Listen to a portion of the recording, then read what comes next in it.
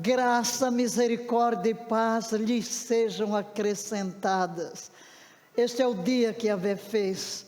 Cada dia é um novo dia, cada dia é uma expectativa. É tão bom podermos elevar a Deus a nossa oração, e que bom que você está aqui conosco, vivo, com saúde. Talvez alguns não estejam com tanta saúde, alguns em luto, mas não importa a circunstância, quando passares pelas águas, eu estarei contigo. Quando passares pelos rios, não te afogarás. Quando passares pelo fogo, não te queimarás, nem a chama arderá em ti. Porque eu sou Yahvé teu Deus, que te tomo pela tua mão e te digo: sê forte. Esta madrugada, pensando nesse nosso tempo de estudo, subiu ao meu coração orar por aqueles que estão vivendo momentos de dor emocional.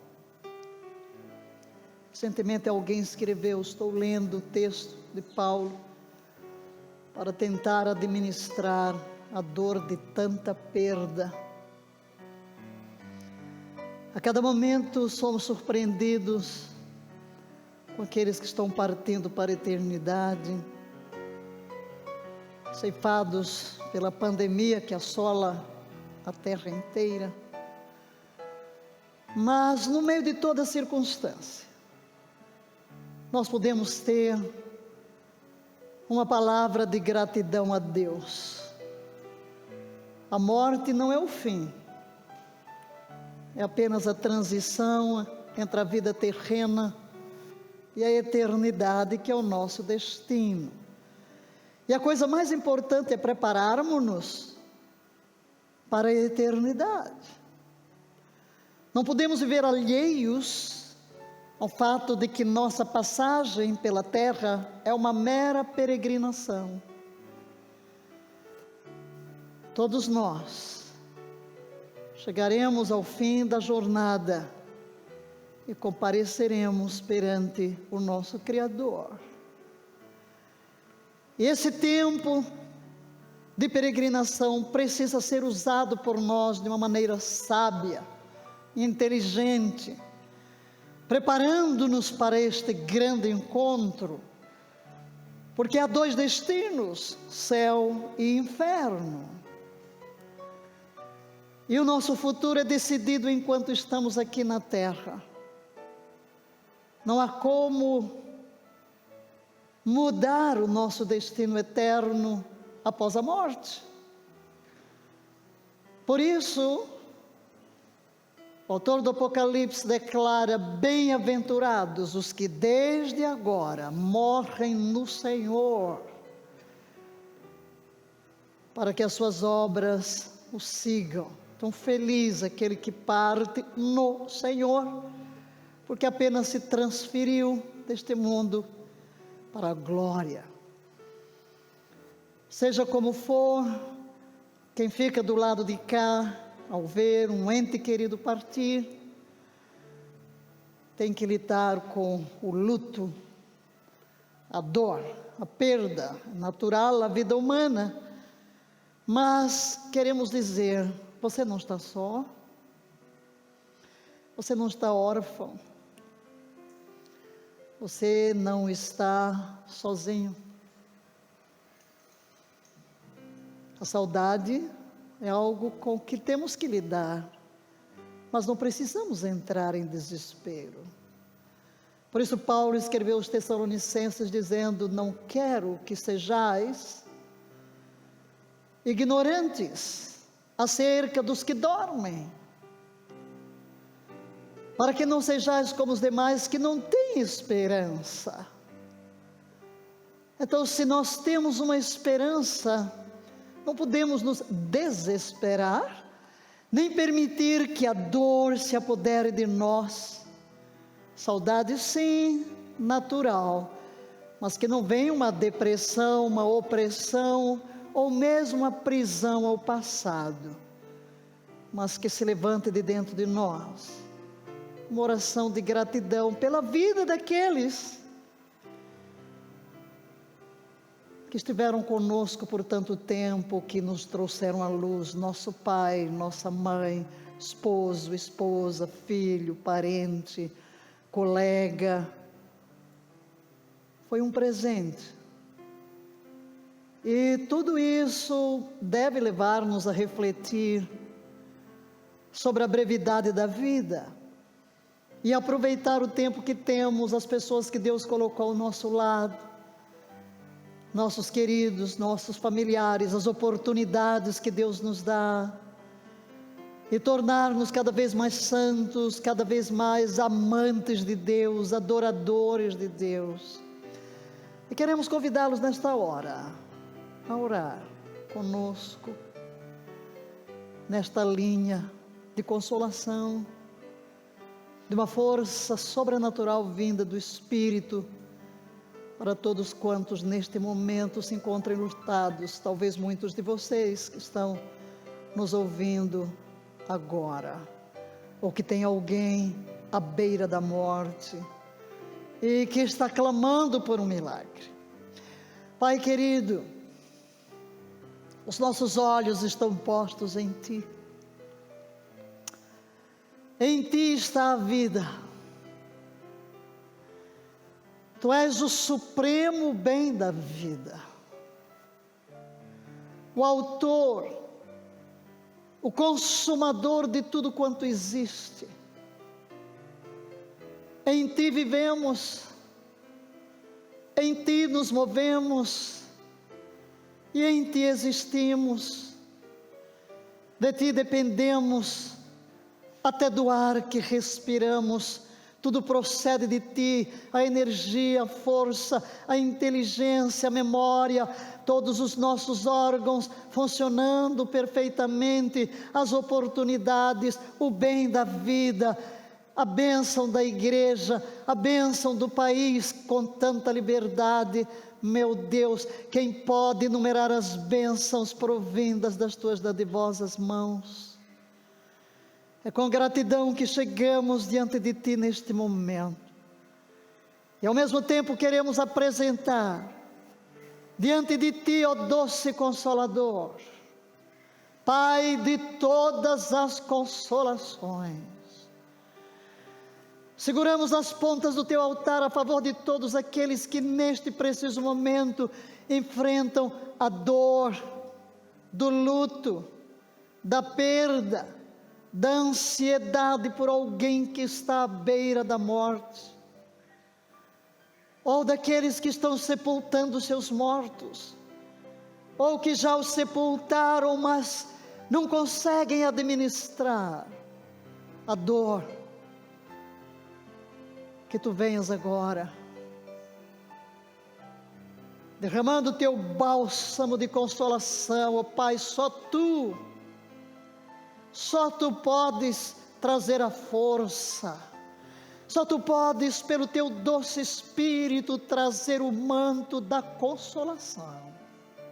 Vem agora este manto, aconchega nos Teus braços, junto ao Teu coração paternal, cada uma destas vidas, as que nos ouvem e as que não nos ouvem.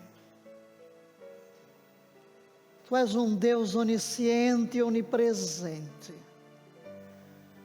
Visita cada lar, visita cada família, cada hospital, e vem infundir graça, força, ânimo, e que a manifestação da Tua presença e do Teu amor seja algo tão real, tão forte, que um bálsamo seja derramado agora, um alívio, uma paz, incompreensível mesmo, esta paz que ultrapassa todo entendimento. Venha esse batismo de refrigério, de paz, de força interior para prosseguir, para aproveitar a vida, para usufruir das bênçãos, para entender que a morte não é o fim, e saber que todos partimos para um destino eterno. Vem tu, Espírito Santo, ministrar a todos. E invocamos-te, doce Espírito, para o estudo deste momento, quando estaremos começando a analisar as raízes do ocultismo.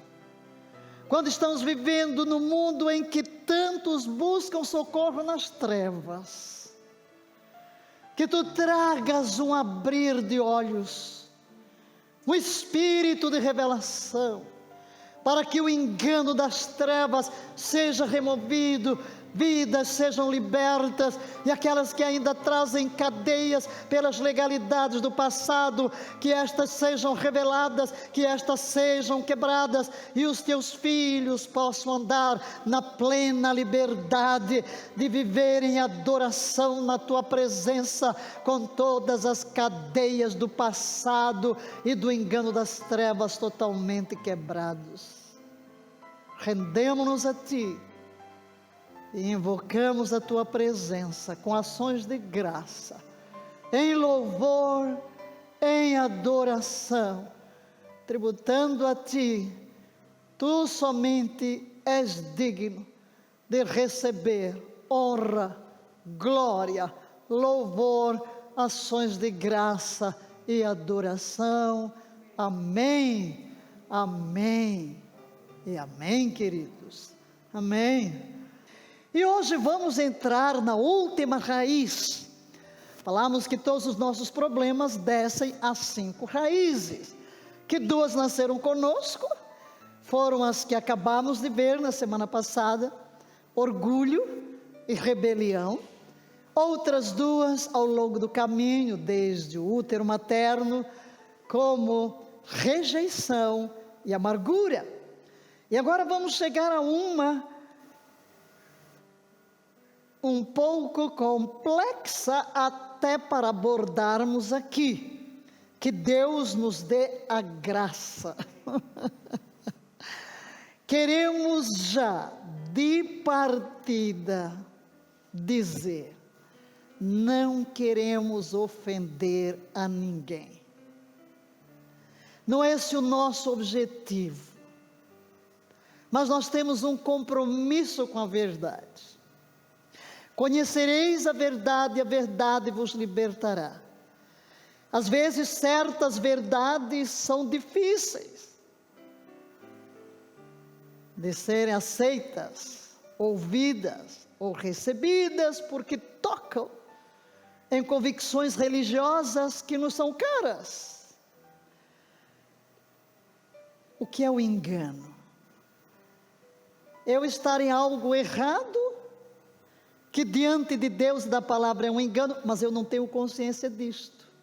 Eu penso que estou certo, por isso é que é engano. Mas é a exposição à luz que nos revela que há um engano, que há um erro. E se eu não for despertado, conscientizado, se os meus olhos não forem abertos, não posso abandonar um erro.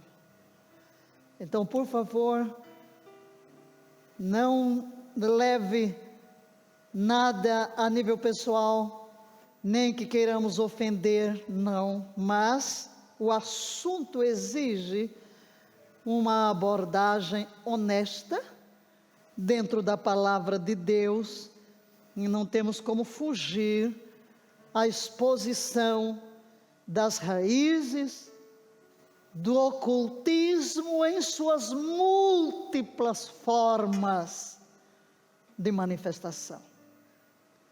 O mundo espiritual é uma realidade. Se Deus nos abrisse os olhos agora mesmo, acho que ficaríamos ultra chocados. Veríamos anjos e demônios, Teríamos o conflito no reino espiritual. Mas o mundo espiritual, meu querido, minha querida, é mais real do que este. Note, a Bíblia diz que aquilo que vemos veio a existir do que não vemos. Em outras palavras, o mundo material, as coisas que os nossos olhos carnais veem, nossas mãos apalpam, foram gerados num plano espiritual que os nossos olhos físicos não veem, mas é uma realidade. E como entender esse mundo espiritual? Por Deus. Todos nós temos uma sede de conhecer o desconhecido, e é nessa sede, nessa busca que às vezes podemos nos enveredar pelo caminho das trevas. Não existe neutralidade no mundo espiritual. Há dois reinos: o reino de Deus, o reino de Satanás. O reino é domínio, é governo, é soberania. O reino de Deus é um reino de luz. O reino de Satanás é um reino de trevas. Então vamos hoje começar a lançar as bases deste assunto. Começando no jardim do Éden, onde Deus coloca as árvores do conhecimento do bem e do mal. Quando Deus criou o homem e colocou Adão e Eva ali no jardim, eles não conheciam o mal. Deus não pretendeu que eles conhecessem o mal. Porque se eles viessem a conhecer o mal, eles poderiam ser levados a se desviar de Deus e entrar pelo caminho do reino do mal, do reino das trevas. Então Deus privou Adão e Eva desse conhecimento do bem e do mal. Escrevemos, porque os levaria a se afastarem dele. O conhecimento do mal tem a ver com as ciências ocultas. Usamos o termo aqui ciências não no sentido científico, mas de conhecimento. Conhecimento do mal tem a ver com as ciências ocultas. Leia por favor esta declaração e coloque-a no seu coração. Não há neutralidade no mundo espiritual. Ou servimos a Deus, ou servimos a Satanás, meu querido. Ou estamos de um lado, ou estamos do outro. A maioria das pessoas está enganada. Elas vivem alheias ao mundo espiritual, inconscientes de que se não estão seguindo a Deus, estão seguindo o mal. Jesus diz: quem comigo não ajunta, espalha. Quem não é por mim, é contra mim. Não há neutralidade. Mas, nesta introdução, queremos tocar, a nível introdutório, nos níveis de influência de Satanás. Há vários níveis. E o primeiro nível tem a ver com as consequências da queda. Todos caímos em Adão. Quando Adão caiu, a raça caiu com ele. Sua descendência, já nascemos em pecado. Evidentemente, o pecado já é uma influência satânica. Nascemos no reino das trevas. A Bíblia nos chama, se estamos fora de Cristo, de filhos do diabo, filhos da ira, filhos das trevas. Perdidos. Então, o nível de influência de Satanás em todos os homens, por causa da queda, está aí: fraqueza, decadência, natureza pecaminosa, a carne. E essa influência de Satanás afeta a todos indistintamente. Vamos ler estas referências aí citadas, começando com Romanos capítulo 7, não leremos todos os versículos, mas destacaremos alguns. Diz Paulo: mas o pecado, aproveitando a oportunidade dada pelo mandamento, produziu em mim todo tipo de desejo cobiçoso. Descobri que o próprio mandamento destinado a produzir vida, na verdade produziu morte. Pois o pecado, aproveitando a oportunidade dada pelo mandamento, enganou-me e, por meio do mandamento, me matou. Morte aqui é separação entre nós e Deus, ausência de comunhão. Sabemos que a lei é espiritual. Eu, contudo, não o sou, pois fui vendido como escravo ao pecado. Jesus diz que quem comete pecado é escravo do pecado. Paulo deixa claro que todos nós fomos vendidos ao pecado, porque já nascemos em pecado. Então a nossa natureza normal é de escravidão ao pecado, e quem é o chefe desse reino de pecado, de orgulho, de rebelião? Satanás. Não entendo o que faço, pois não faço o que desejo, mas o que odeio. Aquele conflito dentro de nós.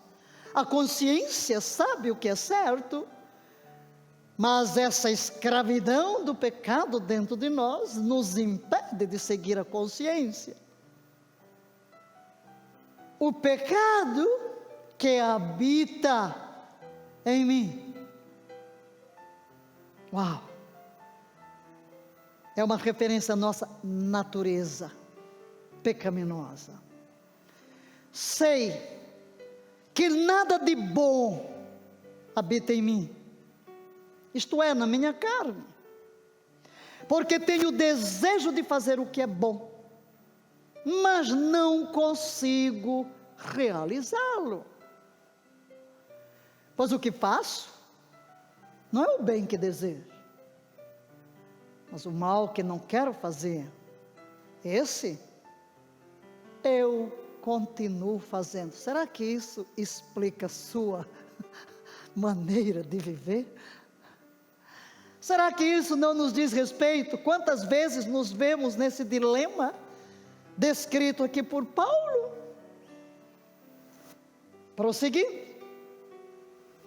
Pois no íntimo do meu ser tenho prazer na lei de Deus, mas vejo outra lei atuando nos membros do meu corpo, na carne, nos apetites, nos impulsos, tornando-me prisioneiro da lei do pecado, que é uma prisão, aquilo que eu não tenho condições de me libertar, uma escravidão, aquilo que me amarra, que me prende. E Paulo termina dizendo: miserável homem que eu sou, quem me libertará do corpo sujeito a esta morte? Mas ele chega a uma conclusão, e essa é a nossa conclusão, graças a Deus por Jesus Cristo, nosso Senhor. Sim, queridos, essa é a nossa natureza pecaminosa. Esse é o primeiro nível de influência de Satanás em nossa vida, por causa da nossa natureza, nossa carne. Residimos aqui, essa carne nunca se converteu e nunca vai se converter, ela tem que ser disciplinada. Por isso eu tenho que lidar sempre com essa influência jacente aqui dentro de mim, para que o pecado não tenha domínio sobre mim, para que eu possa exercer autoridade, controle sobre estes impulsos, sobre estes apelos. Falamos muito disso na conquista da vontade, para que não sejamos mais escravos. O outro texto, e agora convidamos-los a ler conosco: os que vivem segundo a carne tem a mente voltada para as vontades da natureza carnal. Entretanto, os que vivem de acordo com o Espírito, têm a mente orientada para satisfazer o que o Espírito deseja. Então isso mostra claramente que eu posso vencer estas influências primárias de Satanás na minha vida. Quando? Quando eu me inclino para Deus. A vitória conquistada para nós. Nos versículos 20 e 21, juntos. Porquanto a criação foi submetida à inutilidade, não por sua livre escolha, mas por causa da vontade daquele que a sujeitou, na esperança de que também a própria natureza criada será liberta do cativeiro da degeneração em que se encontra, recebendo a gloriosa liberdade outorgada aos filhos de Deus. Vejam que Paulo revela-nos aqui, que até a criação foi afetada pelo nosso pecado. Deus colocou o homem para governar a sua criação, deu-lhe autoridade sobre todas as obras das suas mãos. Isso é belamente exposto por Davi no Salmo 8, deste-lhe domínio sobre as obras das tuas mãos, tudo lhe puseste debaixo dos pés. Então, essa criação debaixo dos pés do governo do homem foi afetada. Agora, então esse é o primeiro nível. Aqui não escapa ninguém. Aqui não escapa um. Todos nós já nascemos em pecado. Mas o segundo nível é o nível da adversidade que enfrentamos, da tentação, da pressão, da opressão, de ataques. E a primeira referência que você tem aí é a Jó. Não colocamos aqui para fazermos uma leitura, mas queremos nos referir ao incidente. Aí em Jó, no capítulo 1, nos versos 6 a 12, a palavra de Deus diz que os filhos de Deus chegaram diante dele e no meio veio Satanás. Isso mostra que Satanás tem acesso à presença de Deus. E então Deus fala a Satanás: de onde vens? Venho de rodear a terra e passear por ela, diz Satanás. Deus lhe pergunta: viste meu servo Jó? Ninguém na terra semelhante a ele. E Deus elogia Jó, homem íntegro, que se desvia do mal. E Satanás lhe pondera. Não é sem interesse que ele te segue. Tu acumulaste de bens, de riquezas. O que Satanás quer dizer? Deus, ninguém te segue, a não ser por interesse. Tu colocaste uma cerca de proteção à volta de Jó, abençoaste as obras das suas mãos, ele tem de tudo, riquíssimo. Agora, toca nos bens dele, e eu garanto que ele vai blasfemar de ti na tua cara. Satanás é o acusador. Deus diz: ok, podes tocar nos bens, mas não toca na vida. Satanás sai dali e faz uma obra de destruição. Todos os seus bens são destruídos, incluindo seus filhos. Tudo. Só fica sem nada, a não ser com a esposa, porque essa ainda ia ser usada por Satanás para assolá-lo, né? Então estamos falando de quê? Que é um segundo nível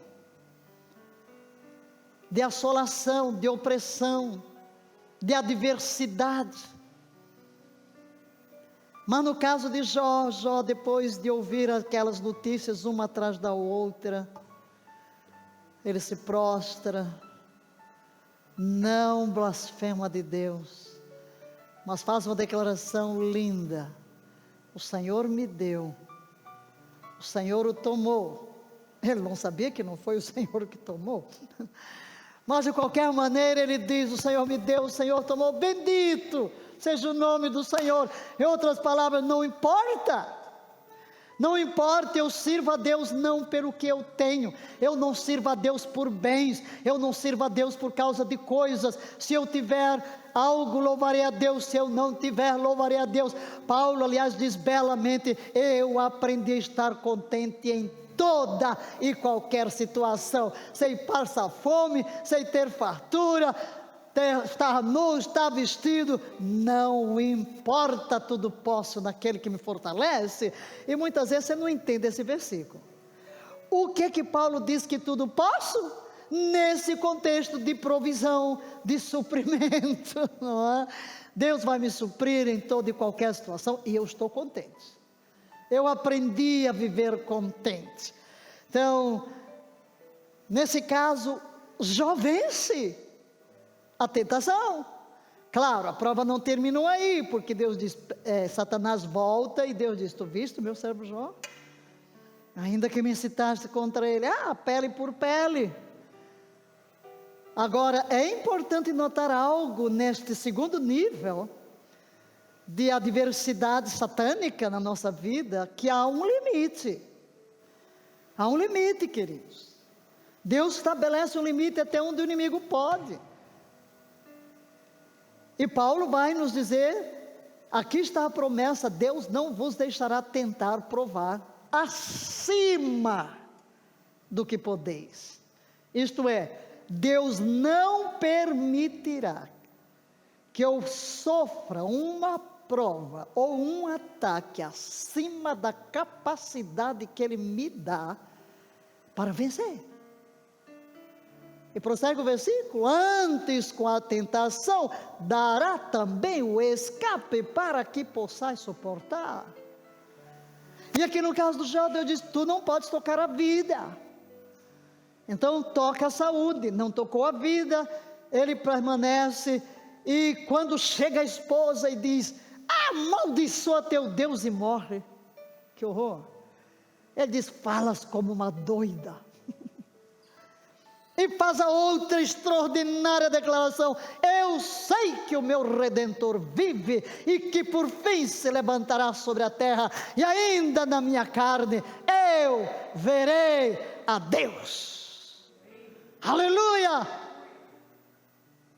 Está sofrendo, está com dor, está chagado, mas lá dentro do coração há uma conexão com o trono da graça. É filho da luz, é filho de Deus, está em comunhão com Deus. Não importam os ataques, eu vencerei. E lá no fim de tudo, da descrição de Jó, sabemos que realmente Deus vem, muda a sorte de Jó, e ele recebe o dobro de tudo que o diabo roubou. Deus é especialista em dar o troco a Satanás. Glória a Deus. No texto de Lucas 22, 31, é Jesus quem fala: Simão, Simão, eis que Satanás já recebeu autorização para vos peneirar como trigo. Eu, entretanto, roguei por ti, para que a tua fé não se esgote. Tu, pois, quando te converteres, fortalece os teus irmãos. Jesus está dizendo a Pedro, porque Jesus disse para Pedro: aliás, Jesus falou aos discípulos em geral, que ele seria traído e que alguns deles, Pedro, para que te quero? Pedro disse: o quê? Eu jamais te negarei. Todos, olha o orgulho aí, olha a vaidade. Oh, meu filho, cuidado com a boquinha. Lembrei-me agora do cântico das crianças: cuidado, boquinha, no que fala.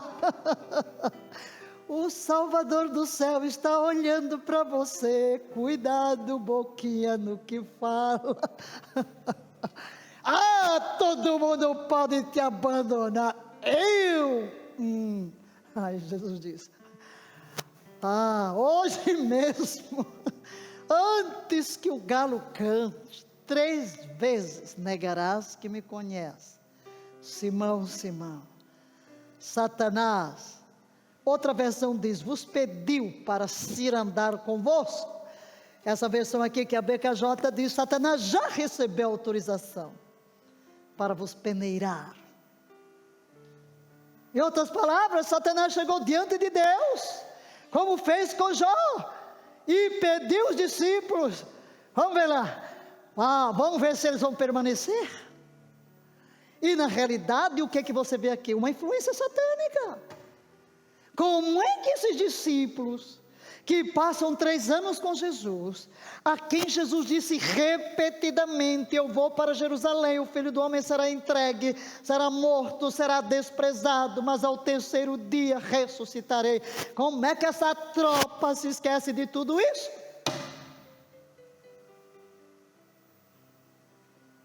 Jesus à mesa, faz poucas horas, ali à mesa, ele chega e diz, minha alma está triste até a morte, muito desejei cear convosco, ficai aqui, Filho do Homem será entregue. Então como é que de repente, na hora que vê o soldado, todo mundo corre, vai embora, foge, esquece tudo, perde a esperança, uns voltam para pescar, e Pedro, que jura que morrerá por ele, fica acompanhando de longe, e vai se aquentar no fogo de quem? Do inimigo, com os criados do sumo sacerdote. E quando alguém chega e diz, ei, tu estavas com ele? Eu nunca vi esse homem. Como pode, Pedro? Rapaz, que é isso? E sai, vai para outro canto. Aí lá vi outro, eu te vi, juro que nunca vi esse homem. Mas o sotaque era galileu, lá do sotaque. Vem outro e diz, tua fala te denuncia. E o texto lá no original é pesado mesmo, é daquele pescador que dizia palavrão, rogou a praga, né? Eu nunca vi esse homem. Está sendo peneirado por Satanás. Sim, queridos, às vezes nós somos peneirados por Satanás. Deus permite que passemos por provas, mas aqui Jesus garantiu a Pedro, eu roguei por ti, eu intercedi por ti, e hoje também nós temos a garantia, Jesus Cristo está à destra do Pai e intercede por nós. Queridos, nós temos socorro espiritual. Então não se assuste quando vem a pressão, quando vem a opressão, quando vem os problemas, quando parece que tudo desaba em cima da nossa cabeça. Deus nunca prometeu que nós passaríamos incólumes neste mundo. Jesus na realidade disse, no mundo tereis aflições, mas tende bom ânimo, eu venci o mundo. O que ele quer dizer? Vencereis. Mas em Efésios capítulo 6 verso 1, Paulo nos adverte, leia comigo por favor, revesti-vos de toda a armadura de Deus, para poderes ficar firmes contra as ciladas do diabo. O restante do texto vai nos mostrar que o quê? Que existe um mundo espiritual, uma hierarquia espiritual, que a nossa luta aqui, esses problemas, não estamos lutando com gente de carne e osso. É claro que são as pessoas que vão ser usadas, mas há alguém que está por trás delas. Há alguém. E às vezes você quer lutar com aquela pessoa de carne e osso, que tem nome, que tem endereço, que tem cor, que tem cheiro. Não, Paulo diz, ei gente, nossa luta é contra principados, contra potestades, contra uma hierarquia da maldade nas regiões celestiais. Por isso eu vos advirto, revesti-vos de toda a armadura de Deus, para poder permanecer firmes contra as ciladas do diabo, e resistir, continuando, não escrevi aqui, resistir no dia mau, e depois de ter desfeito tudo, permanecer inabaláveis. Entenderam? Ok. Então esse é o segundo nível. Eu diria, também ninguém escapa. Todos nós passamos por alguma prova. Às vezes há temporadas de provas maiores. Não é? Quem está aqui já está... você que está lá diz assim, eu que o diga. Eu que o diga. Mas glória a Deus, temos recursos para vencer. Aleluia. Nós estamos do lado vencedor. Vamos celebrar. Vamos celebrar. Agora tem o terceiro nível. Aqui é que vamos entrar na coisa pesada. Qual é o terceiro nível? Atividades ocultas, proibidas. No primeiro nível, por nascimento, por pertencer à raça humana, somos atingidos. No nível 2, a mesma coisa, Satanás nos odeia, e ele odeia os filhos de Deus. No nível 3, já é consequência de uma decisão nossa, de um envolvimento pessoal, da nossa parte, às vezes de quem tem autoridade sobre nós, como os nossos pais, que é o envolvimento com atividades ocultas. Em Atos, no capítulo 13, Paulo se depara com um mago chamado Elimas, que resistia porque Paulo estava pregando a um procônsul romano, e ele se opunha.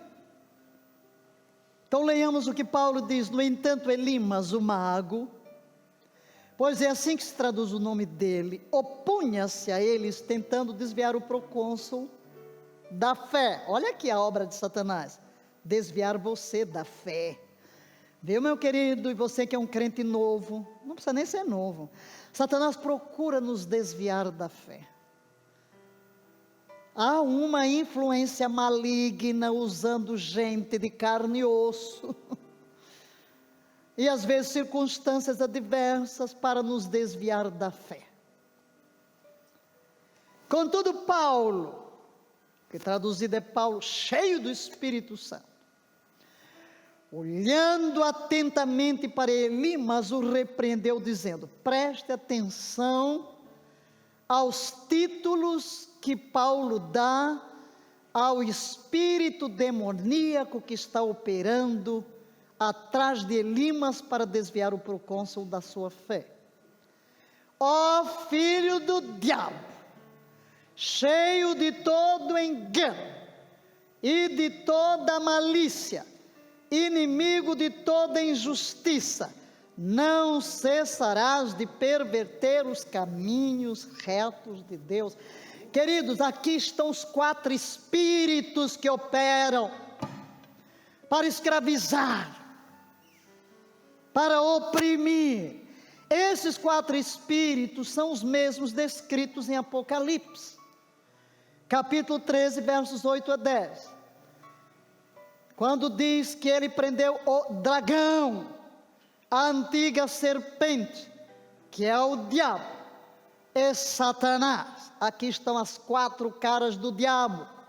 Aqui estão as caras de Satanás, que são identificadas como diabo. O que significa a palavra diabo? É um adversário, cheio de todo engano. Então quem é que se opõe a nós? Engano, quem é que traz o engano? Cheio de toda malícia, inimigo de toda justiça. São esses espíritos que operam para nos levar às trevas e aos quais temos que resistir. Prendem nações, prendem vidas, prendem pessoas. Precisamos conhecer o mundo espiritual. Qual é a conclusão disto aqui? Estamos falando sobre os 3 níveis de influência satânica. A nossa conclusão é, leia, Satanás não está ativo apenas quando uma pessoa cedeu voluntariamente às atividades ocultas. Mesmo as pessoas que nunca se envolveram com o ocultismo podem sofrer a fraqueza mental e corporal, que poderia teologicamente ser interpretada como uma adversidade satânica. Muito bem. Todos nós estamos sujeitos. O que é o ocultismo? A prisão do oculto é entendida como influência demoníaca sobre uma pessoa, que excede a influência natural de Satanás, mas não atinge o grau de possessão no sentido mais restrito. Vamos definir o ocultismo agora. Vamos qualificar o termo ocultismo. O ocultismo é o mundo espiritual onde vivem e operam todos os espíritos malignos pelo poder sobrenatural do diabo. Essa é a nossa definição simples. Satanás sempre quis governar. Por isso, quando ele foi expulso, ele trouxe consigo 1/3 dos anjos, os quais se tornaram os demônios. Só existe um Satanás, Lúcifer, mas inúmeros. Nós não sabemos quantos são os anjos, mas são milhões de milhões de milhões. 1/3 deles seguiu a Satanás, tornaram-se demônios. Esses demônios se manifestam de diversas maneiras. Agora entenda uma coisa, põe no seu coração já de partida. Somente Deus, Yahvé, é onisciente, único, ciente, conhece todas as coisas. Somente Yahvé. Somente Yahvé é onipresente. Só Ele está presente em todos os lugares. Somente Yahvé é onipotente.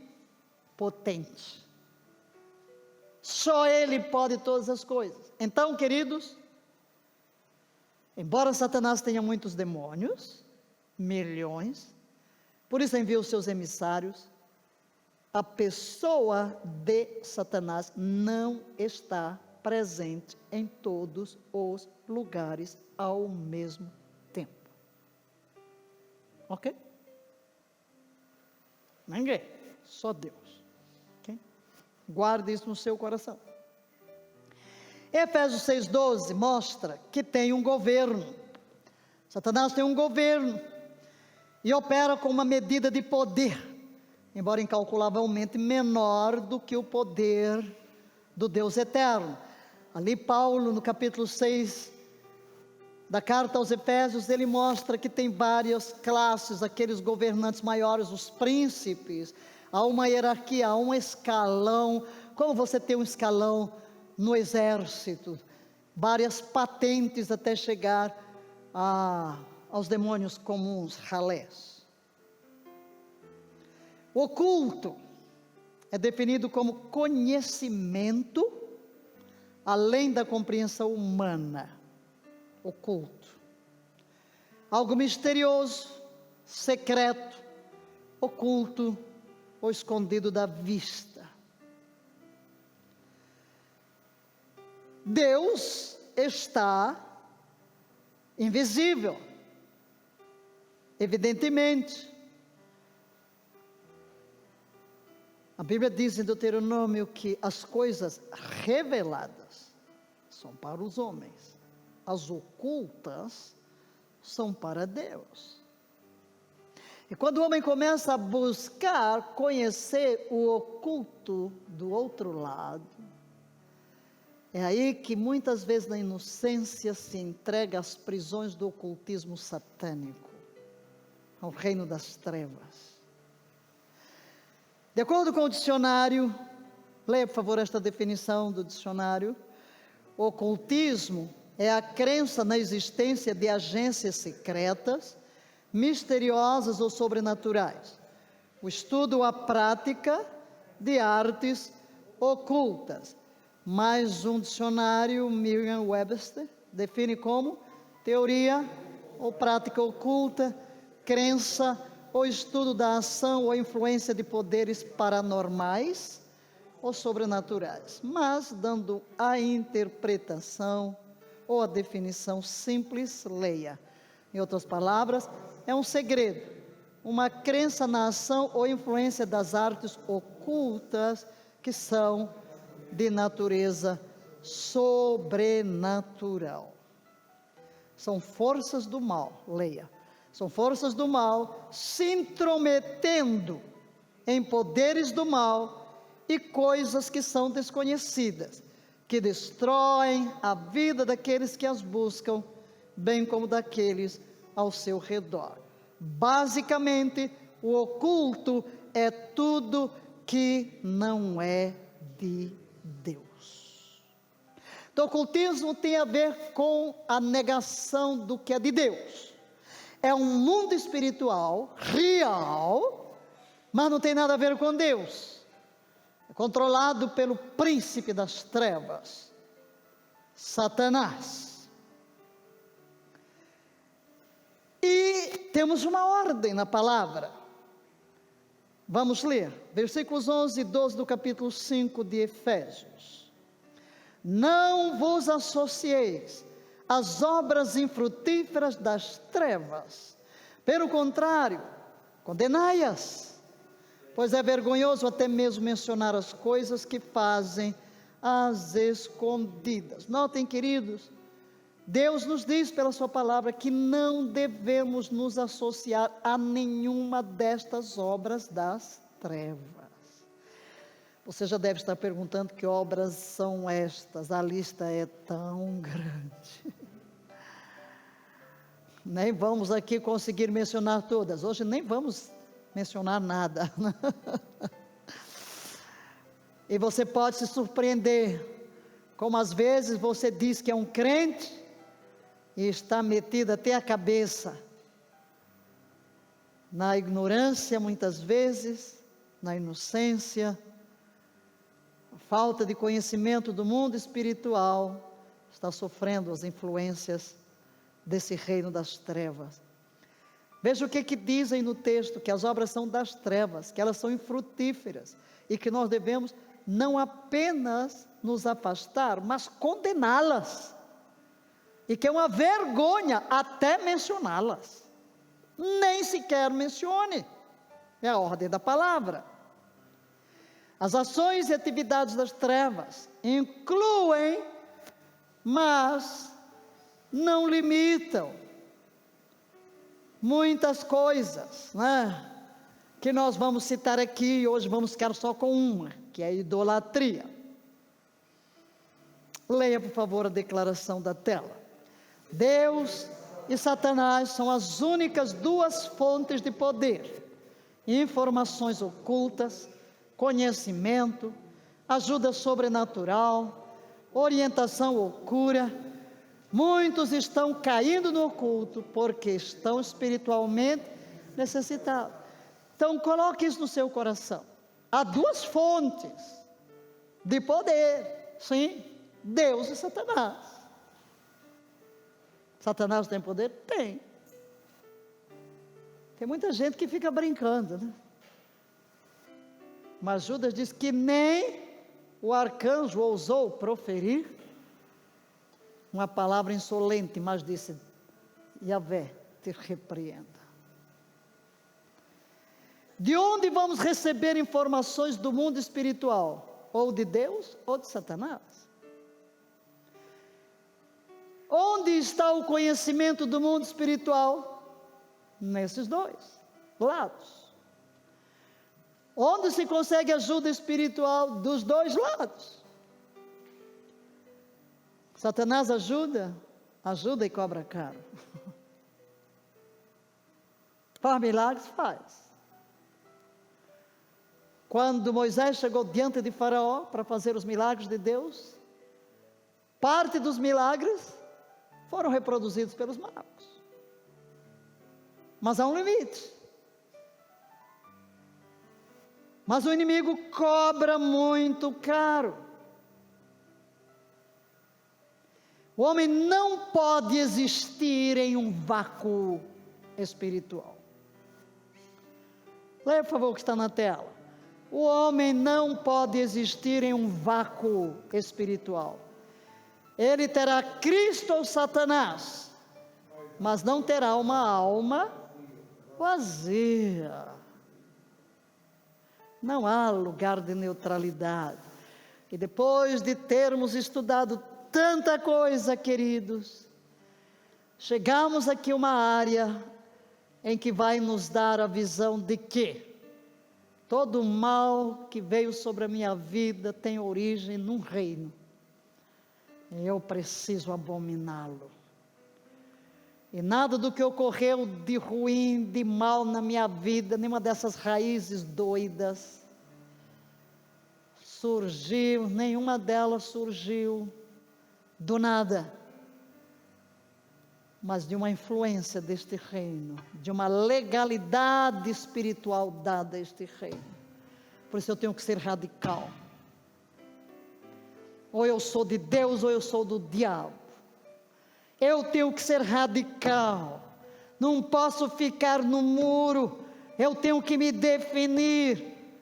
Ou o mundo, ou Deus, ou luz, ou trevas, ou bem, ou mal, ou Deus, ou Satanás. E mesmo que eu não o faça conscientemente, a realidade é que eu ou estou de um lado ou estou do outro. Mas eu preciso ter a consciência de que tomei decisões e estou tomando decisões no meu dia a dia de viver do lado de Deus, de rejeitar o sobrenatural das trevas. Não vou buscar informação do mundo desconhecido pelo caminho das trevas. Eu tenho o Espírito Santo, é o Espírito quem nos guia, quem nos ilumina. Às vezes queremos as coisas espetaculares e até mesmo dentro da fé, começamos a misturar as trevas por tanta ignorância e pela busca do espetacular sobrenatural. O cultismo é muito religioso. E muitos por meio dele esperam encontrar a si mesmos. E esta é uma razão de ser e preencher o vazio da sua alma. Então vamos lá para as religiões orientais, para as filosofias, para um mundo de coisa que está aí no mercado, que não é novo. Tentam encontrar Deus. Mas o que ocorre? Nunca recebem? Segurança, paz, harmonia, porque você só vai encontrar plenitude em Cristo. Deus nos fez, não encontraremos a nossa plenitude senão em Deus. Há um vazio dentro de nós que tem a forma de Deus, só Deus pode preencher. O homem está buscando um poder, ou força diferente de Deus, do Deus vivo, para satisfazer a vida. Por trás dessa porta, os poderes das trevas atuam por meio da mídia ocultista, dirigida por Satanás. Queridos, nós vivemos numa sociedade que anda à busca de poder das trevas, poder para enriquecer, poder para dominar, poder para vencer uma eleição. É todo tipo de busca do sobrenatural para se vingar de alguém, para pegar o marido de alguém, para se casar, para fazer o mal, para ter poder, para ter encantamento, para ter riqueza. Nós vivemos neste mundo de trevas. Estamos estudando a matéria agora no Instituto Bíblico de Panorama do Novo Testamento, e aí uma das aulas, uma das áreas é estudar o contexto cultural, religioso, filosófico no qual o cristianismo nasceu. E tudo quanto estávamos vendo do que existia no mundo dos dias de Jesus, eu sempre dizia: olha isso aqui, tudo é atual, temos tudo. Quer dizer, você estuda toda aquela parafernália de demônios, de ritos, de sacrifícios humanos, de crendices, de superstições no mundo greco-romano, e você, 2000 anos depois, está tudo aqui, tão vivo quanto no passado. O mesmo diabo, o mesmo homem, a mesma busca no lugar errado, as mesmas prisões. Por trás dessa porta, os poderes das trevas atuam por meio dessa mídia. E hoje, como temos a mídia, então o ensino, a influência nas crianças, nos adolescentes, nos jovens, o ocultismo aberto aí, tudo a busca do sobrenatural. Alguns descobriram para seu horror e consternação que Satanás é aquele que está disposto a revelar coisas sobrenaturais e dar uma mãozinha. Como eu disse, vai cobrar caro.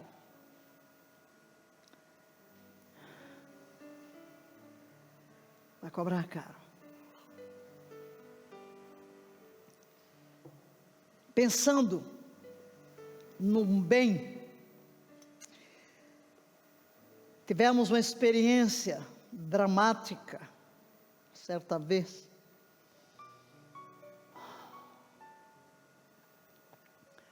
É um encontro de líderes, pastores. E ministrávamos um encontro. E uma das áreas que ministramos no encontro com Deus é libertação, quebra de cadeias. Porque os pactos feitos no passado precisam ser quebrados. São dívidas contraídas. O que eu fiz, o que fazemos no passado está vivo hoje. E às vezes não sabemos porque estamos enfrentando um problema hoje, quando a porta foi aberta, uma consagração, uma aliança no passado. E quando terminou aquela ministração, eu fui informada de que havia uma pastora que estava possuída. E parte da equipe estava com aquela senhora ministrando. Eu entrei na sala, e ela veio me confrontar. E nós sabemos quando a manifestação é de um demônio comum ou de um principado. Qual a diferença? O principado, ele tem uma certa dignidade, né?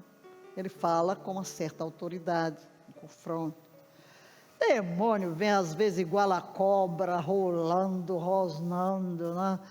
Você vê, joga no chão e espuma, já sabe, é da classe mais baixa. É demônio. É demônio normal.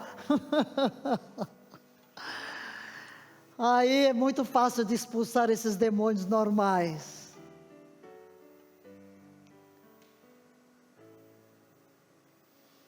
E foi uma luta, porque nada, só fazia lembrar os discípulos quando Jesus estava no Monte da Transfiguração, nenhuma fórmula funcionou. Ali não funcionou nada com a Senhora, nem o sangue de Jesus, nada, nenhum confronto, não, era desafio.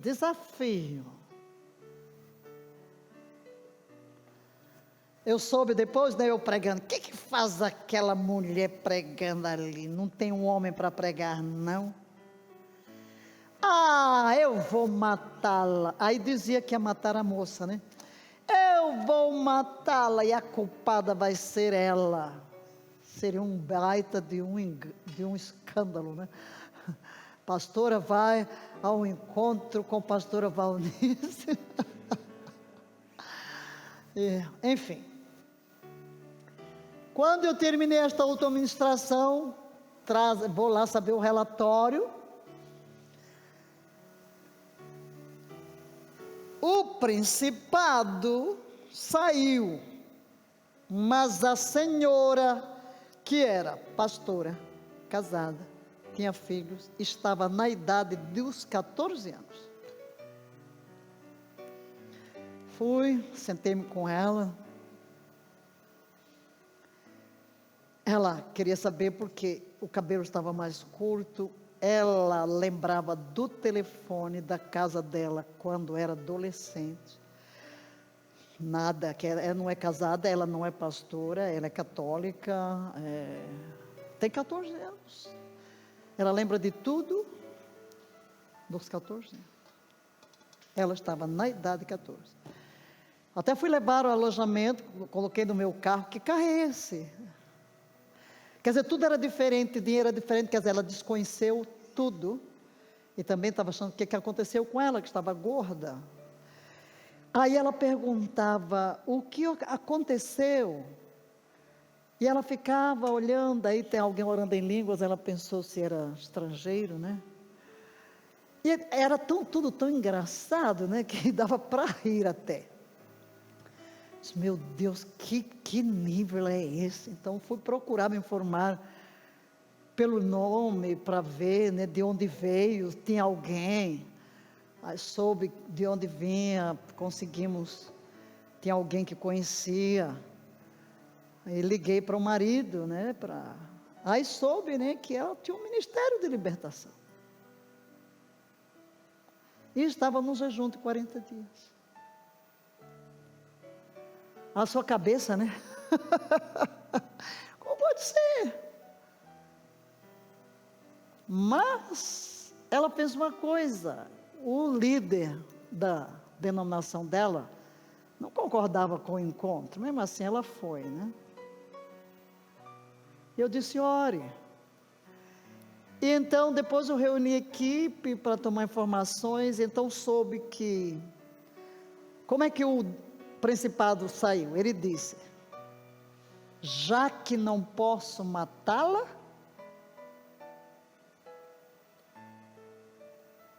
eu vou sair, mas vou desconectá-la.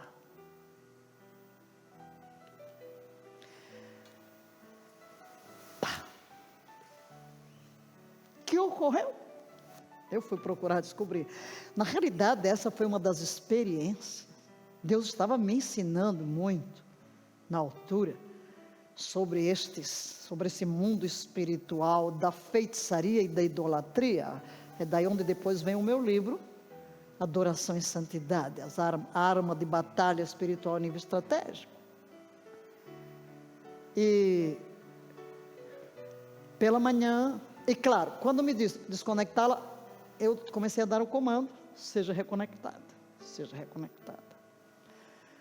Pela manhã, ela estava normal, e contou o que ocorreu como se fosse um sonho, que ela tinha tido um sonho. Eu me sentei para conversar com ela, e o que ocorreu? Aos 14 anos, ela teve um problema sério de saúde, e a mãe fez algum voto, alguma coisa com Iemanjá. Tinha levado para o hospital, não me lembro de cada detalhezinho, mas o fato é que ela foi curada. Foi curada. Quem curou? Quem curou? O espírito maligno. Agora, o que fez o principado? Foi cobrar. Você vive porque fui eu que trouxe a cura. Ela ia ser levada a um outro nível espiritual. Agora, na minha ótica, ela abriu uma brecha. Qual foi? Desobedeceu o seu líder espiritual. Na hora que você desobedece o líder espiritual, você fica sem cobertura. É muito sério o mundo espiritual. Você fica sem proteção. E quando você está ali numa ministração, você está confrontando demônios, Tá tudo? É uma guerra de poderes. É um confronto de poderes. E ali eu sentia como a gente estava rompendo. E olha que aqui todo mundo era pastor, mas o que tinha de opressão não era brincadeira. Por quê? Porque na ignorância você não lida com isso.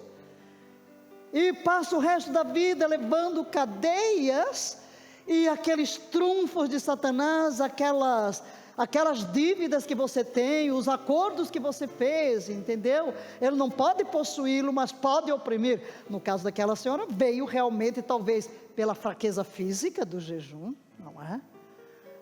Então, o inimigo vale se ele gosta de oprimir alguém quando está doente, por exemplo, ou fraco fisicamente, que a pessoa não tem condições de resistir, não é? Às vezes você não tem ânimo para resistir, está fraco, cansado. Então, o que eu quero dizer, sim, queridos, muitas vezes o diabo ajuda, parece que trouxe uma bênção, mas na realidade prendeu você ali, ok? Então, temos que entender que este mundo espiritual é muito real. Tipos de prisão do ocultismo. Quais são os tipos de prisão? Nós vimos 3 níveis de influência de Satanás, mas vamos mostrar agora 3 tipos de prisão, e vamos começar com a mais elevada. Os espíritos malignos frequentemente buscam e obtêm influência sobre a vida das pessoas, ok? Influência. Autoridades sobre cativeiro espiritual descrevem diferentes níveis de influência espiritual comumente vistos. Deixe-me dizer logo, quero chamar a sua atenção para que existem condições fisiológicas e psicológicas que apresentam sintomas semelhantes a manifestações demoníacas, mas não são. Por isso é necessário discernimento do conselheiro, de quem vai lidar, do líder espiritual, para saber se na realidade você está lidando com influência demoníaca ou um problema psicológico, psiquiátrico, fisiológico, correto? Porque pode parecer e não ser. Então, tem coisa que parece demônio, mas não é.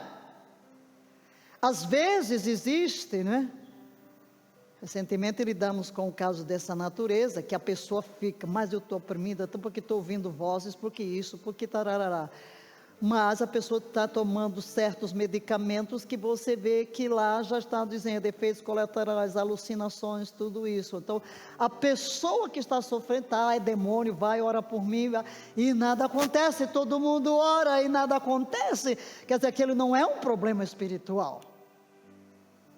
Um problema de um efeito colateral de um medicamento, ou pode ser um problema psiquiátrico, um problema físico. Precisamos então ter o discernimento, ok? Vamos colocar isso de passagem, né, para que você fique atento a essa realidade. Então, a possessão. Possessão. Por exemplo, alguém pode ter uma convulsão e você pensa, está endemoniado. Isso é um ataque epiléptico. Alguma coisa que vai ser um tratamento físico, não é o espiritual. Né? Possessão. Vamos trazer aqui um caso, em que na possessão, nesse caso que vamos analisar agora, nós vamos mostrar o que a possessão pode fazer. Esse é o mais elevado. A possessão é quando os demônios se apoderam da mente, se apoderam do corpo. Os outros tipos de opressão, não, você está consciente.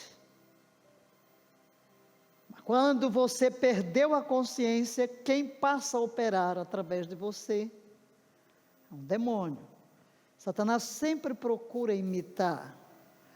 Então vamos ler o texto e entender. Jesus atravessa o mar da Galileia e vai para o outro lado, para Gadara, onde estava Decápolis. Logo que Jesus desceu do barco, veio dos sepulcros, caminhando ao seu encontro, um homem possuído por um espírito imundo. Como é que a Bíblia chama o demônio aqui? Espírito imundo, é um dos textos. Esse homem vivia em meio aos sepulcros. Não havia quem conseguisse dominá-lo, nem mesmo concorrentes. Logo que Jesus desceu do barco, veio dos sepulcros, caminhando ao seu encontro, um homem possuído por um espírito imundo. Muitas vezes já havia acorrentado seus pés e mãos, mas ele arrebentava os grilhões e estraçalhava algemas e correntes. Ninguém tinha força para detê-lo. E noite e dia, sem repouso, perambulava por entre os sepulcros e pelas colinas, gritando, cortando-se com lascas de rocha. Ao avistar Jesus ainda de longe, correu e atirou-se aos seus pés e clamou aos berros: que queres de mim, Jesus, Filho do Deus Altíssimo? Suplico-te por Deus, que não me atormentes. Pois Jesus já havia ordenado: sai deste homem espírito imundo. Todavia Jesus o interrogou: qual é o teu nome? Respondeu ele: meu nome é Legião, porque somos muitos. Implorava insistentemente para que Jesus não o mandasse para fora daquela região. Satanás delega regiões para os seus demônios. E ai daquele que sai da sua região. Enquanto isso, perto dali numa coluna vizinha, uma grande manada de porcos estava pastando. Foi então que os demônios rogaram a Jesus: manda-nos para os porcos, para que entremos neles. E Jesus lhe deu permissão. E os espíritos imundos deixaram o homem e entraram nos porcos. E a manada, com cerca de 2.000 porcos, atirou-se precipício abaixo, em direção ao mar, e nele se afogaram. Jesus toma pela mão, levanta aquele homem, ele fica totalmente sarado, todos ficam bastante admirados, mas o povo chega, não quer que Jesus fique, porque amou mais os porcos do que a libertação do homem. O homem quer acompanhar Jesus, mas Jesus diz: não, vai para a tua casa, para os teus, e anuncia-lhes quão grandes coisas o Senhor te fez, e como teve misericórdia de ti. O que vemos aqui, queridos? A possessão, listamos aqui, primeiro, ela traz uma força sobrenatural. O indivíduo possesso tem uma força descomunal. Não tente querer usar a sua força para segurar um demônio. Você não vai conseguir.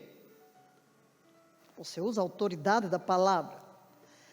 Pode levar o indivíduo a convulsões. Citamos aí também Marcos, onde tem outro incidente, onde repete a mesma coisa, que é o filho daquele senhor, quando Jesus está no monte da transfiguração. Autodestruição, procura destruir. Às vezes a pessoa se joga na parede, se joga no chão. Então ele vem para destruir a pessoa, ferir a pessoa, machucar fisicamente. Ele já tomou posse das faculdades mentais, emocionais, e procura também atingir o físico. Há uma divisão de personalidade. Interessante notar aqui que ele vai e chama Jesus de Filho de Deus. Mas ele sabe que ele é um espírito demoníaco. Uma hiperanestesia, quer dizer, ele se fere e não sente. Ele está lá se rasgando todo, né? É como se estivesse anestesiado. Corta-se, vozes múltiplas. Ali estão o que? Ele deu uma legião, então são muitas vozes que estão ali presentes. Há uma resistência, resiste a tudo. E há uma transferência. Os espíritos malignos são transferidos. Nesse caso aqui, quiseram ir para os porcos. Às vezes você vai fazer uma expulsão de demônios, às vezes pode ocorrer do demônio passar para um cão, para um gato, às vezes de outra pessoa, dependendo do estado em que ela se encontra. Então, por quê? Porque ele não quer deixar o território. Então aqui, esse é o nível mais terrível. Às vezes, não é isso que a gente vê todos os dias, ou às vezes uma pessoa numa determinada situação, vê uma possessão, a pessoa não vive permanentemente possessa, de vez em quando tem crise, de vez em quando tem os ataques, o espírito vem, a pessoa não sabe como resistir, ou está num ambiente espiritual, não é? Onde você traz uma palavra muito forte e o diabo não quer soltar, especialmente muitas vezes ocorre, você vai ministrar cura ou conversão de uma pessoa que teve envolvimentos, na hora que você toca nela, o Espírito não quer que ela se entregue, então ele se manifesta. Ninguém sabia que o Espírito estava ali acompanhando a pessoa, né? Mas ele fica acompanhando. A pessoa está nas suas faculdades normais, mas há uma presença que acompanha, há uma reivindicação sobre a pessoa. Quando eu fui para a África, eu era muito jovem, eu tinha 23 anos, e era recém-formada, tinha passado 6 anos num seminário interna, cheia de paixão. Pensei que era só apertar um botão e a África seria salva, né?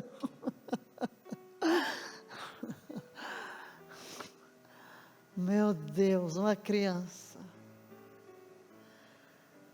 Logo evangelizando, fui visitar uma senhora que estava doente, uma jovem portuguesa que eu levei a Cristo, Adelina, né? Por sinal, depois enviei para o Brasil, para o seminário, depois ela foi para Portugal, começou a igreja ali. Em 2002, aqui ela foi uma das pessoas que morreu na queda daquele templo, em dezembro de 2002. Mas eu fui visitar a senhora, e ela parecia que estava fora de si. E quando eu comecei a orar por ela, ela começou a estribuchar. Era uma manifestação demoníaca, mas eu nunca tinha lidado com uma manifestação demoníaca. Ninguém me ensinou a expulsar demônio. 6 anos de seminário, ninguém nem falou nisso. Estou em África, no primeiro ano, calorinha. E ela estribucha, você sente logo que tem, não precisa ter sido ensinado, você tem o Espírito Santo, você sente logo que tem uma presença maligna por ali. E eu começo a ler o texto de perdão, E ela estribucha e não quer ouvir, de jeito nenhum. Ela havia feito um aborto do irmão de Adelina. E o demônio veio. Eu ia ler a Bíblia e ela resistia, tapava os ouvidos e depois se jogou debaixo da cama.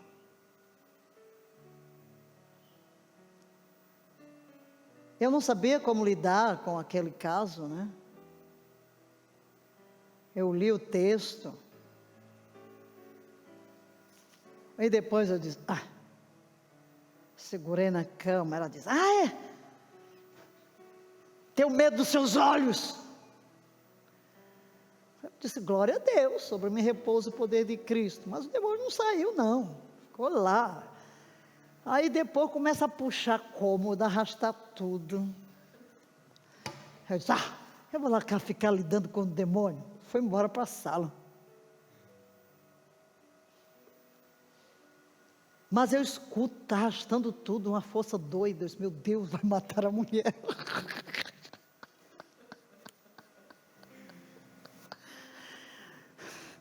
Vocês vão rir, mas vou contar as minhas aventuras. Eu não sei o que me deu na cabeça.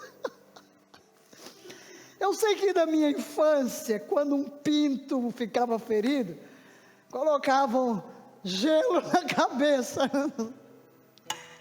Enfim, eu fui à geladeira, peguei gelo, joguei nela. Vamos ver se você se aquieta com essa força aí, né? Joguei gelo na senhora. Por quê? Para ver se ela parava de puxar os móveis, porque ia cair em cima dela. Parou, viu? Entrou numa fria. Deus, na sua misericórdia, mandou uma pessoa na hora, pentecostal, que entendia do negócio. Uma amiga dela chegou na hora. Chegou na hora que eu estava ali, lidando com essa senhora, sem saber o que fazer com ela. Aí ela falou, vamos à geladeira. Ela fez garrafada, fez não sei quem. Feitiçaria. Foi alguma coisa e fez umas garrafadas para beber. Foi lá, derramou tudo, né? Então, primeiro vamos lidar com o quê?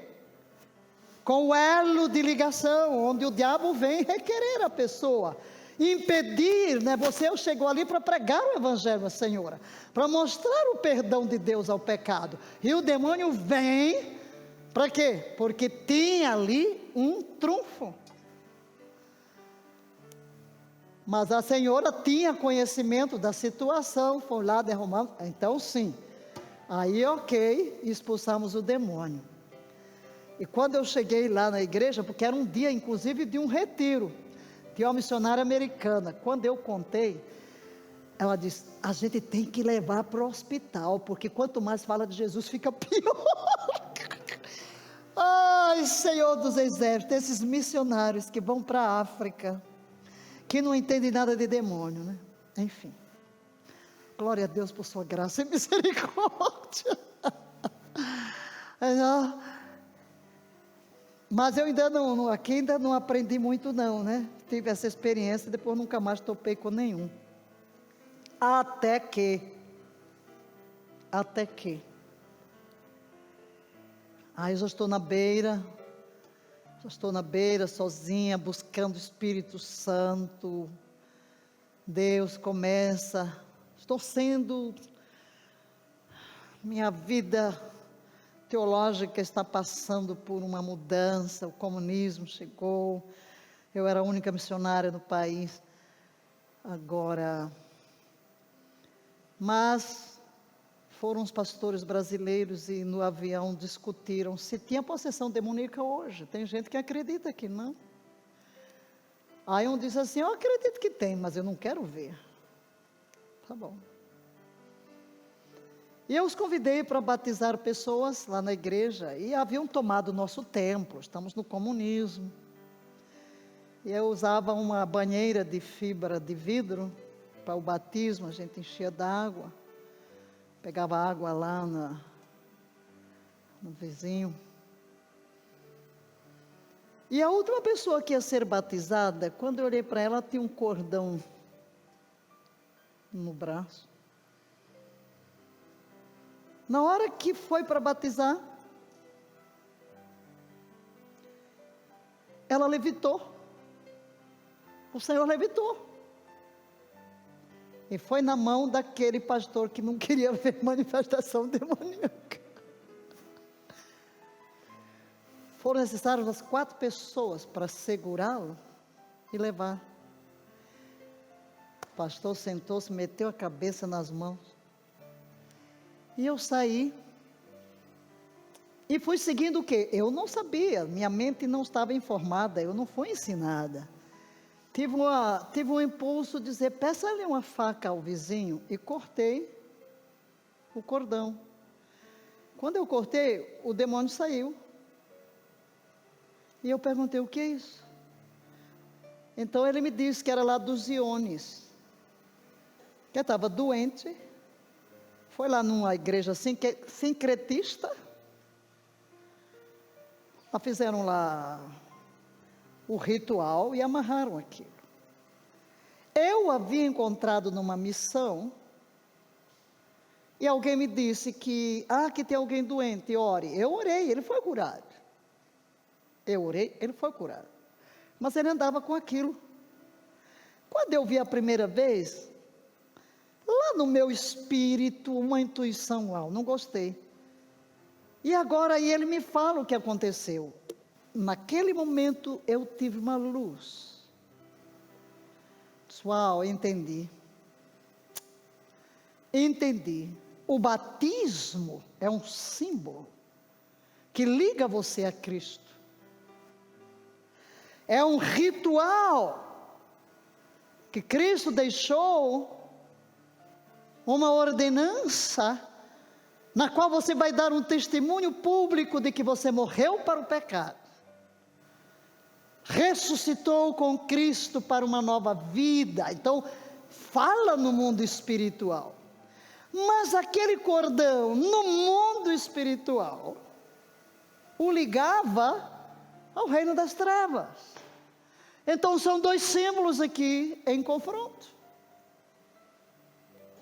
Então chega o demônio e se apodera para impedir que ele receba em seu corpo outro símbolo. Ele já carrega no corpo um símbolo.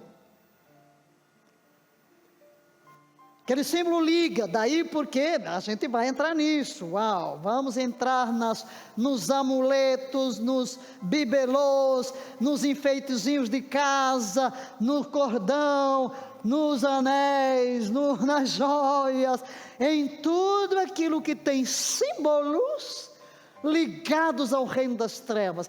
Aquilo é um ponto de contato com esse reino, com esse domínio do oculto. E ali eu confrontei o rapaz com uma confissão de fé. Você realmente se arrependeu dos seus pecados? E ele confessou sim. Você realmente confessa a Cristo? Sim. E eu vi que ele realmente estava firme, mas na sua ignorância ele veio, recebeu uma cura, converteu-se, mas continuava com aquela fitinha no braço. Quanta gente vai a um certo lugar aí e sai com a fitinha amarrada, né? Aquilo liga aos demônios que estão por trás desses objetos. Atrás de cada um destes objetos está um demônio, queridos. Deus é Espírito.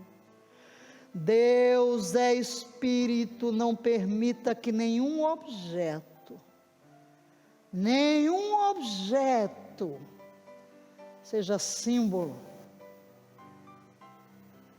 Para trazer sorte, para evitar mal olhado. Tudo isso é o quê? Reino das trevas. Fuja. Eu então cheguei, disponho mais água na banheira. Eu chamei o pastor. Pode vir batizá-lo. Foi o batismo mais lindo. Naquela noite ninguém dormiu, porque mexeu na nossa teologia batista. Nós 4, ele, a esposa, mas o outro pastor. Enquanto isso a gente comia amêndoas com...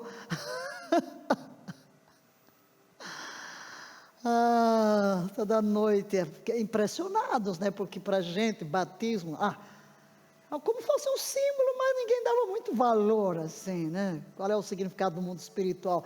Ignorantes do mundo espiritual. Então, queridos, possessão é o mais elevado nível.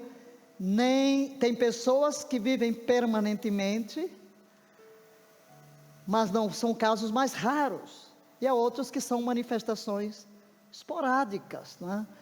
Vai lá, vem um exorcismo, sai, volta. Outros manifestam-se em certas ocasiões, como esses 2 casos que eu apresentei, mas sempre tem algo que é uma ligação. Às vezes, muitas vezes, não é? Eu já fui tocar em alguém, o Espírito se manifestou. Então, manifestação rápida, né? Porque aí nós exercemos autoridade e o demônio sai. Eu geralmente, quando lido com isso, eu falo a pessoa, porque eu preciso ensinar a pessoa a resistir, a não se entregar. Porque quando ela percebe que vê algo estranho, às vezes o que é que ela faz? Entrega-se. Aí vem a manifestação, que é uma vontade fraca. Você pode resistir, está percebendo algo? Resiste. Então eu geralmente falo à pessoa: você fulano, olha para cá, olha, abra os olhos, não feche. Entendeu? Para que a pessoa não se entregue à manifestação, porque nós não temos nenhum interesse em estar vendo pessoas manifestadas. Não queremos ver o diabo fazendo show. Pelo contrário, Jesus diz: cala-te e sai dele. Tá, pronto, cala a boca e vai embora, né? Vamos dar uma ordem em nome de Jesus, para que...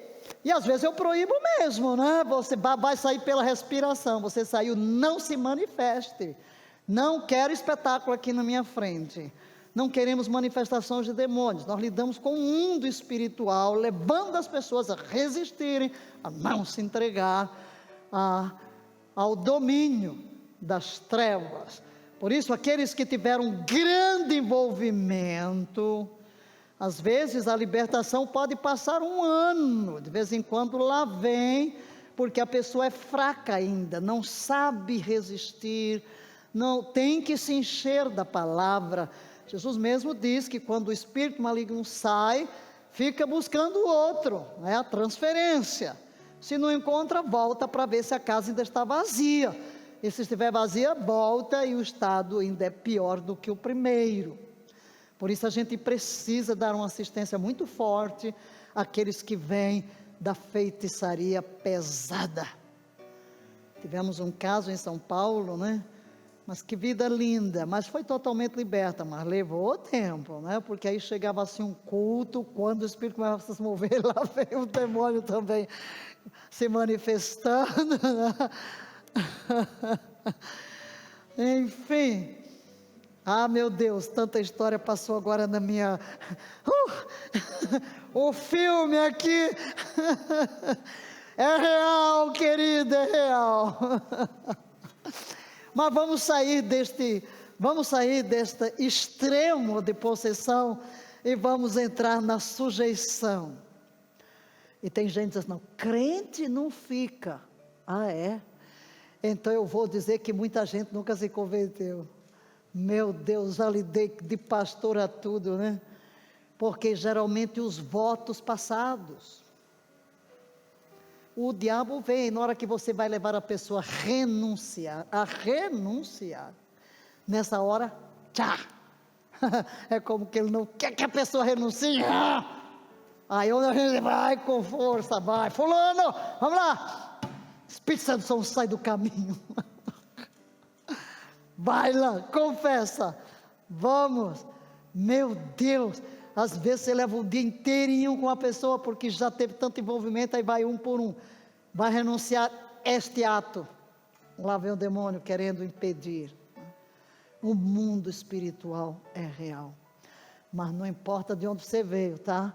Deixe-me prevenir agora, não fique com medo não, tá?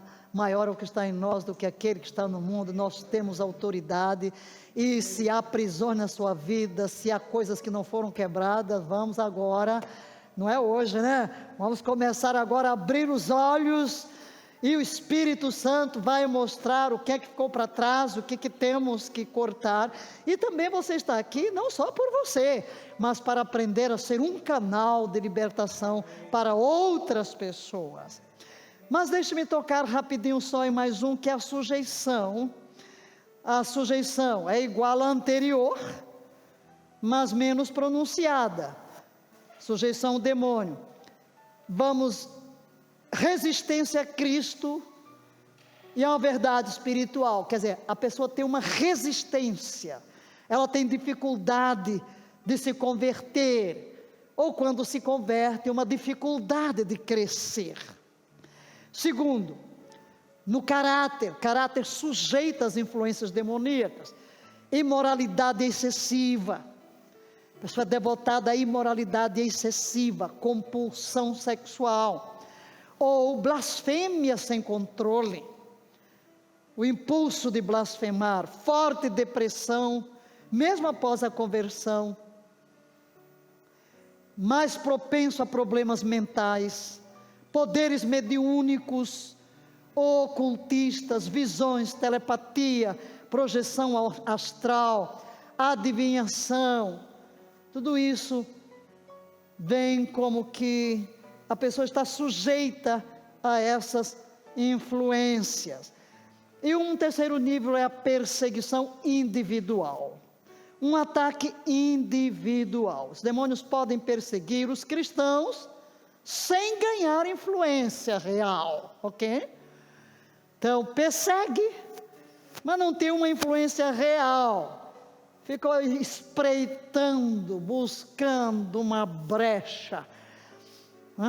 O diabo, vosso adversário, diz Paulo, anda ao vosso derredor, bramando como leão, buscando a quem possa tragar. O que é isso? É a espreita.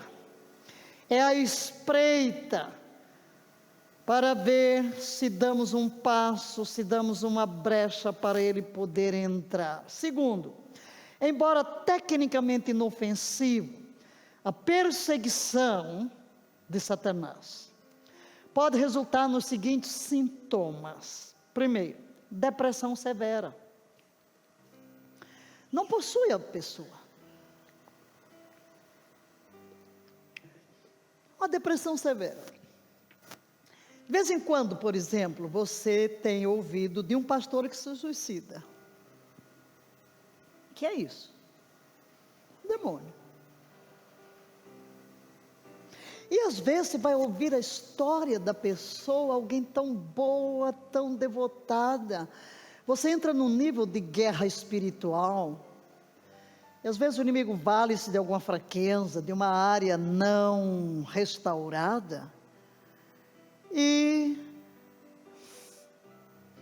aquela presença, aquela influência, leva a uma depressão severa.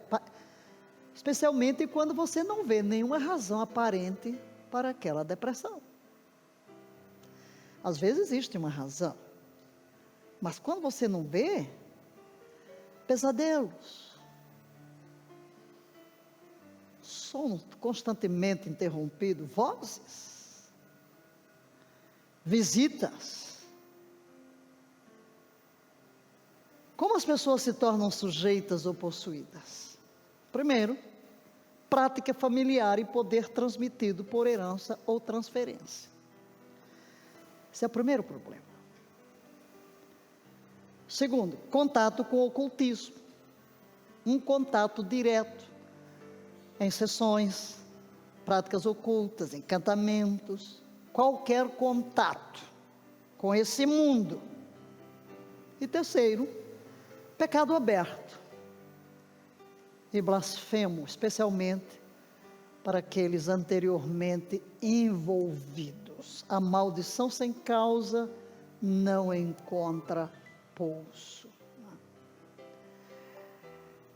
Hoje já não dá, mas o nosso próximo passo é entrar nas fontes do ocultismo e nós iremos começar pela idolatria. Porque daqui vem a raiz de tudo. Deus falou ao povo de Israel no Monte Horebe, do meio do fogo, os 10 mandamentos, e ele disse claramente, e vamos ler este texto: eu sou Yahvé, o Senhor teu Deus, que te fez sair da terra do Egito, da casa da servidão. Não terás outros deuses além de mim. Não farás para ti nenhum ídolo, nenhuma imagem esculpida, nada que se assemelhe ao que existe lá em cima nos céus, ou embaixo na terra, ou mesmo nas águas que estão debaixo da terra. Não te prostrarás diante desses deuses, e não os servirás, porquanto eu, o Senhor teu Deus, sou um Deus ciumento, que põe a iniquidade dos pais sobre os filhos, até a 3ª e 4ª geração dos que me odeiam. Então, os que estão embaixo da terra, não te prostrarás. E em Deuteronômio 7, 25 e 26, queimarás as imagens e ídolos dos seus deuses, não cobiçarás a prata e o ouro que os recobrem, tampouco os tomarás para ti, para que não caias numa mortal armadilha, porquanto para o Senhor, o teu Deus, essa atitude é detestável. Detestável. Então aqui, como vem a opressão, um ponto de contato, seja lá o que for, uma imagem de prata, de ouro, de barro, uma fitinha, uma figuinha, um enfeitezinho, uma roupa, um anel, uma joia, qualquer coisa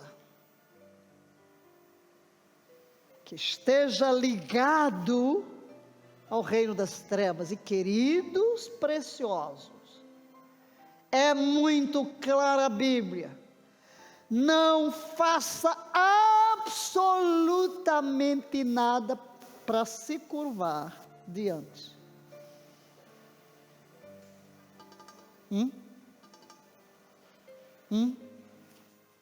Para se ajoelhar. E o engano entrou no cristianismo. Não, pode expor lá o nome daquela imagem, Jesus. Jesus não está ali. Está proibido. Maria não está ali, ela não é onisciente. Atrás destes objetos de prata, de ouro, de pau, de pedra, não está Deus. Está aqui. Você tem alguma coisa? A Bíblia diz para destruir. Porque se você não destrói esse ponto de contato no mundo espiritual, continuará a prender a sua vida. Às vezes nós temos coisas que nem sabemos, precisamos do discernimento do Espírito, de influências. Você compra ou recebe um presentezinho tão bonitinho, é um enfeitezinho. Olhe, eu tenho muita história, tenho muitos testemunhos para falar da realidade desse mundo espiritual. Mas você, meu filho, minha filha, querido, querida, a luz chega a você. Fuja de todas as obras das trevas. Você é filho da luz, ande na luz. Tu és a glória. Tu és a glória, o poder e a majestade. Pai, Tu és Espírito. Livra-nos de toda idolatria em imagem, não apenas em objetos, mas dentro do nosso próprio coração, em imagens mentais. Que Te amemos, que Te adoremos em espírito. Ensina-nos a conectar-nos contigo, com o mundo espiritual do Teu reino.